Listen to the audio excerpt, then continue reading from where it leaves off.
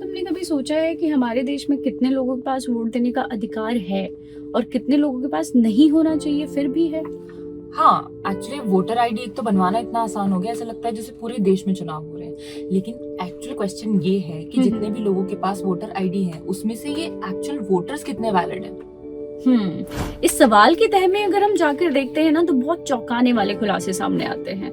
जैसे कि बिहार से खबरें आ रही हैं, वो खबरें सिर्फ मतदाता सूची को ही नहीं पूरे लोकतंत्र को सवालों के कटघरे में खड़ा कर रही हैं। दरअसल आजकल ये हो रहा है कि बिहार में जो इलेक्शन कमीशन है वो स्पेशल इंटेंसिव रिवीजन करवा रहा है। इसका सीधा सा मतलब ये है कि बिहार में जो है अब गहन जांच करी जा रही है ये चेक करने के लिए कि जितने भी वोटर आईडी कार्ड है उसमें से कितने वोटर्स वैलिड है। ये होगा कैसे? ये ऐसे होगा कि जो BLO है, जो बूथ लेवल ऑफिसर्स हैं, वो घर घर जाकर ये पता करेंगे कि कितने लोगों के पास वोटर आईडी है, कितने लोगों के पास वोटर आईडी जो है वो वैलिड है भी या नहीं। इसमें एक चीज ये है कि इससे पहले जो इंटेंसिव रिवीजन हुआ था यानी कि गहन निरीक्षण, वो हुआ था 2003 में। अच्छा। तो पूजा, इसमें हमारे पास जो डेटा है उसके हिसाब से जो इस वक्त बिहार में कुल 7.9 करोड़ वोटर है, जिसमें कि 4.96 करोड़ वोटर ऐसे हैं जो 2003 की लिस्ट में ऑलरेडी थे। अब इन लोगों को कुछ नहीं करना, इन लोगों को अलग से कोई दस्तावेज नहीं देना, सिर्फ एक एनुमरेशन फॉर्म भरना है। दस्तावेज उन्हें देने की जरूरत पड़ेगी जो 2003 की वोटर लिस्ट में शामिल नहीं थे। इसमें भी एक चीज पूछा जो इलेक्शन कमीशन ने वो आसान कर दी है कि अगर आपके पेरेंट्स का नाम 2003 वाली वोटर लिस्ट में है तब भी आपके लिए जो अपना ये नागरिकता का प्रमाण देना काफी आसान हो जाए, क्योंकि आप अपने पेरेंट्स के डॉक्यूमेंट दिखाकर अपनी नागरिकता साबित कर सकते हैं। इस पूरी प्रोसेस का सिर्फ ये एक कोशिश है, वो ये है कि बिहार में सरकार का मतलब इलेक्शन कमीशन का ये कहना है कि भाई बिहार से बहुत ज्यादा पलायन होता है, लोग वहाँ पे नौकरियों के लिए किसी भी वजह से बाहर जाते हैं। एक कारण ये भी बताया गया पूजा कि जब क्योंकि 22 साल पहले निरीक्षण हुआ था उसमें न जाने कितने ऐसे लोग होंगे जिनका देहांत हो गया होगा, तो इस वजह से भी उन्हें लिस्ट से हटाना जरूरी है। ये जो कुछ चीजें हैं, एंड ऑफ कोर्स जो हमारा जो इस टाइम देश में जो चल रहा है कि बाहर से लोग आके बस जाते हैं, कि ये कुछ कारण है जिसकी वजह से ये इंटेंसिव रिवीजन इस वक्त कराया जा रहा है। हाँ, आंचल, जिस प्रकार से आप कह रही थी कि बहुत मतलब 2003 में जो है वो इंटेंसिव रिवीजन हुआ था तकरीबन 22 साल पहले, तो उस समय के बाद यानी 22 साल हो गए हैं, कोई ऐसी प्रक्रिया हुई नहीं है और आपने कहा बहुत सारे लोगों का निधन हो गया होगा। तो इसका एक छोटा सा डेटा मेरे पास है कि इंटेंसिव रिवीजन के बाद जो अभी तक जो एक आंकड़ा सामने आ रहा है वो आ रहा है तकरीबन 35 लाख लोग ऐसे हैं जो मतदाता लिस्ट से हटाए जाएंगे। और इसमें तकरीबन 17 लाख लोग ऐसे हैं जो मतलब स्थानांतरित हो चुके हैं, जैसे आप कह रही थी कि दूसरी जगह पे जाकर बस चुके हैं या रोजगार को लेके या सेटल हो गए हैं, जो भी वजह रही हो। और तकरीबन 12 लाख से ज्यादा लोग ऐसे हैं जो मृत हो चुके हैं। तो एक प्रकार से चुनाव आयोग जो ये स्पेशल इंटेंसिव रिवीजन करा रहा है, इसकी जरूरत थी कहीं ना कहीं। हाँ बिल्कुल, इसकी जरूरत तो थी, क्योंकि 22 साल पहले जो चीज हुई है उसके बाद से बहुत सारे चेंज हो जाते हैं। 22 साल में बहुत ज्यादा शहरीकरण हो गया है बिहार का, इसलिए भी ये चीज बहुत जरूरी है कि इस समय पे ये फिर से एक लिस्ट तैयार की जाए चेक करने के लिए कि voter ID actually voters valid हैं या नहीं। और इस जो लिस्ट अभी तक जो जारी की गई है उसपे जो सबसे खास बात है और जो चौंकाने वाली बात ये है कि बहुत सारे ऐसे नागरिक हैं जो बिहार यानी भारतीय नागरिक है ही नहीं, वो या तो म्यांमार से हैं या बांग्लादेश से हैं या तो नेपाल से हैं। और सबसे खास बात ये है कि इन नागरिकों के पास एक तो इनका नाम मतदाता सूची में शामिल है, दूसरा इनके पास राशन कार्ड है, इनके पास पैन कार्ड है और इनके पास आधार कार्ड जैसे दस्तावेज हैं। बिल्कुल। अब आप लोगों को लग रहा होगा या किसी को भी लगेगा कि अगर इनके पास ये वाले डॉक्यूमेंट्स ऑलरेडी हैं तो फिर दिक्कत क्या है? दिक्कत ये है कि ये जितने भी डॉक्यूमेंट्स अभी जो पूजा ने बताए हैं, दरअसल ये आपकी भारत की नागरिकता का सबूत नहीं है, ये सिर्फ आपकी पहचान साबित करते हैं कि हाँ, आप जो भी एक इंसान हैं, क्योंकि अलग अलग लोग हैं, अलग अलग बहुत लोगों के नाम सेम होते हैं, तो आपको एक यूनिक आइडेंटिटी सरकार की तरफ से मिली है, ये आपकी आइडेंटिटी स्पष्ट कर रहा है, लेकिन असल में आप भारत के नागरिक हैं या नहीं ये साबित नहीं करता। और जब हमारा संविधान बन रहा था उसमें स्पष्ट है कि भारत में सिर्फ भारत के नागरिक ही वोट कर सकते हैं। हाँ, और संविधान के एक्ट 1955 के तहत भारत का नागरिक वही है जो भारत में जन्मा है, या तो जिनके माता पिता भारत से हैं या भारतीय नागरिक हैं। बिल्कुल। तीसरा ये कि जिनको नेचुरलाइजेशन प्रक्रिया के तहत नागरिकता दी गई है।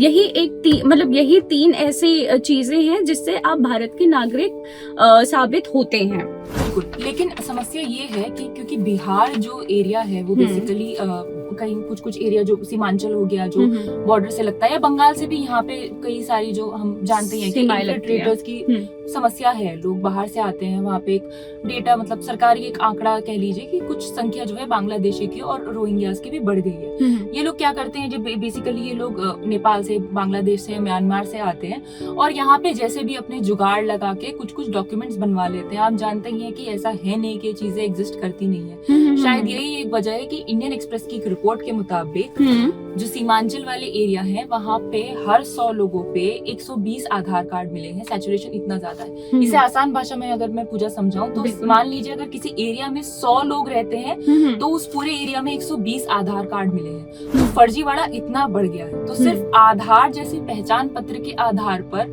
वोटर आईडी में शामिल करना कम से कम आज तो ठीक नहीं लगता है। बिल्कुल। और सबसे बड़ी बात सवाल ये होता है कि ये जो नेपाल, बांग्लादेश या म्यांमार से लोग मतदाता सूची में शामिल हो गए हैं, ये भारत आए कैसे? तो मैं आपको बता दूं कि ये लोग भारत आए हैं या तो धार्मिक प्रताड़ना के, वहाँ पे बहुत ज्यादा धार्मिक प्रताड़ना होती थी, परेशान होकर भारत आ गए क्योंकि भारत एक सुरक्षित देश है। दूसरी चीज ये है कि या तो वो रोजगार की तलाश में आए क्योंकि भारत में इन देशों से ज्यादा अपॉर्चुनिटीज हैं।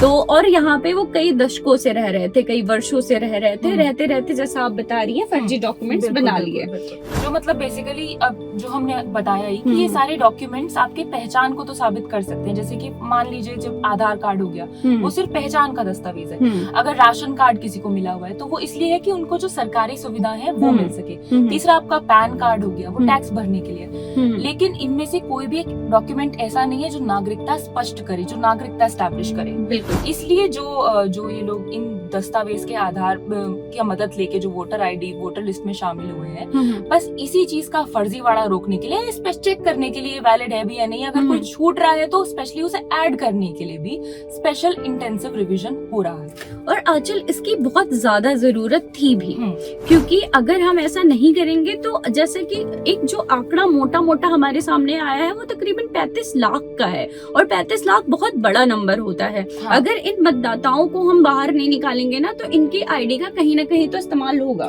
और जो एक देश की या प्रदेश की जनता का जनादेश है उसका अपमान होगा। क्योंकि जनता कुछ और चाहती है और फर्जीवाड़े के तहत कुछ और चीजें निकल के सामने आती हैं। तो अब ये चुनाव आयोग की जो प्रक्रिया चल रही है इसका काफी विरोध किया जा रहा है विपक्ष की तरफ से।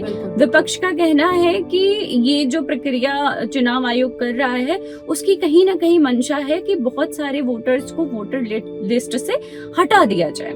ठीक है, और बात यहाँ तक बढ़ गई है कि बहुत सारी याचिकाएं चुनाव आयोग की स्पेशल इंटेंसिव रिवीजन के खिलाफ दायर की जा चुकी हैं, और इसकी सुनवाई भी हुई है सुप्रीम कोर्ट में। तो मैं आपको बता दूं कि सुप्रीम कोर्ट ने कहा क्या है।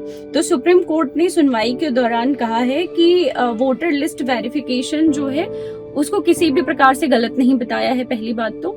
दूसरा, उन्होंने कहा है कि सिर्फ चुनाव आयोग को एक सुझाव दिया है कि आप जो है पहचान पत्र के तौर पे राशन कार्ड और आधार कार्ड या वोटर आईडी कार्ड को एज ए पहचान पत्र शामिल कर सकते हैं। वो भी चुनाव आयोग की उस पे मर्जी पे निर्भर करता है कि वो शामिल करता है या नहीं करता है।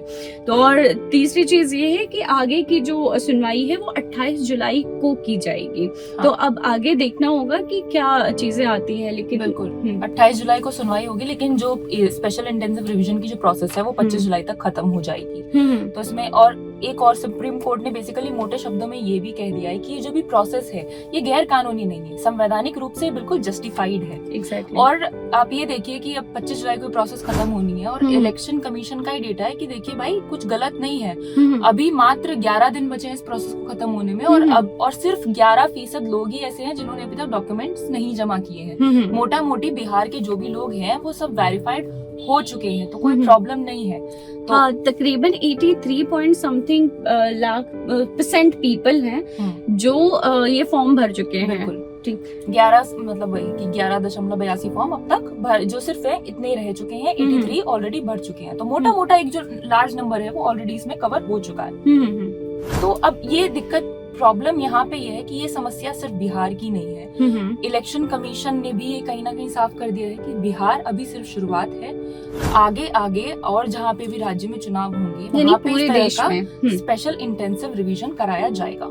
हाँ, और अगर ये नहीं कराया जाएगा तो आप खुद ही सोच लीजिए कि कितने फर्जी वोटर्स होंगे जो ऐसे चुनाव, जैसे लोकतंत्र की सबसे बड़ी प्रक्रिया चुनाव को कहीं ना कहीं बाधित करेंगे, या फिर उसकी जो वो है क्या कहते हैं परिणाम है, उस परिणाम को कहीं ना कहीं हस्तक्षेप करेंगे। बिल्कुल। तो ये जरूरी भी और है। राजनीति से इतर होके अगर हम देखें तो फेयर इलेक्शंस हम लोगों के लिए ही ठीक है कि जितने भी लोग, सिर्फ वही लोग भारत के लोग उनको चुने जो भारत के नागरिक हैं। कोई भी बाहर से आने वाले इंसान को ये अधिकार नहीं होना चाहिए कि वो अपना एक इलेक्टेड रिप्रेजेंटेटिव चुने। एग्जैक्टली। खैर, तो लब्बो-लुबाब यही है कि वोट डालना सिर्फ उसी का अधिकार है जो भारत का नागरिक है, और ये प्रोसेस अगर बिल्कुल लीगल तरीके से हो रही है, संवैधानिक रूप से हो रही है, तो इसमें किसी को भी किसी तरह की समस्या नहीं होनी चाहिए। खैर, आप सुन रहे थे सुनो तो सही का एपिसोड 6 और चैनल का नाम है नैरेटिव नामा। मिलते हैं आपसे अगले पॉडकास्ट में। Bye bye.